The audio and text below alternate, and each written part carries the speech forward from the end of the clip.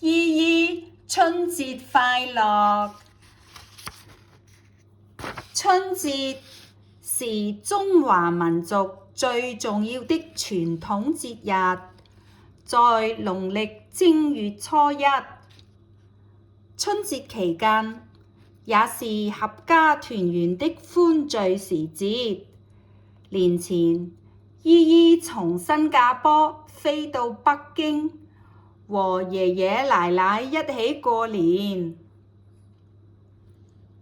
春節前2天，爸爸媽媽忙着打掃房屋子，姨姨幫奶奶貼春聯和賭福字。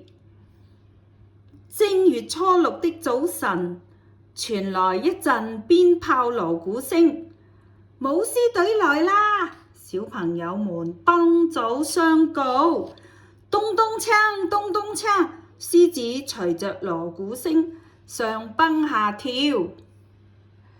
人潮散去，姨姨撿起滾落在地上的彩球，還給領頭的獅子。謝謝你，你叫什麼名字？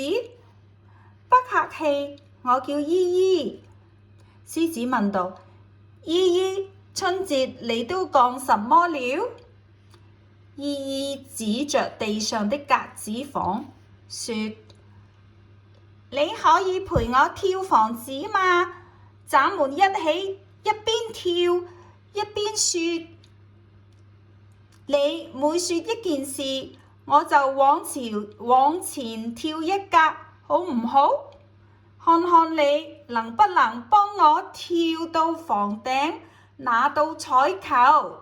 獅子建議說。獅子問：姨姨，農曆年的最後一夜是除夕，你在除夕幹什麼了？姨姨說：吃年夜飯，然後我們全家一起守歲。當爸爸說新年快要到了，我們就開始放鞭炮。姨姨，你們年夜飯的主食是什麼啊？獅子問。餃子啊，姨姨說。餃子有各種各樣的餡兒，有肉餡兒，也有素餡兒。我最愛吃西紅柿雞蛋餡兒的。我要往數字6跳啦！正月初一也叫大年初一，是中國農曆新年的第一天。那天你做的第一件事兒是什麼？獅子問。給爺爺奶奶拜年啊！姨姨笑着說。新年快樂，恭喜發財！姨姨拱手說。然後他們給我紅包，裡面有壓歲錢。姨姨，大年初2你幹什麼了？獅子問。我們全家去逛廟會了。我們一邊走一邊吃一邊看，太好玩了！姨姨一臉幸福地說。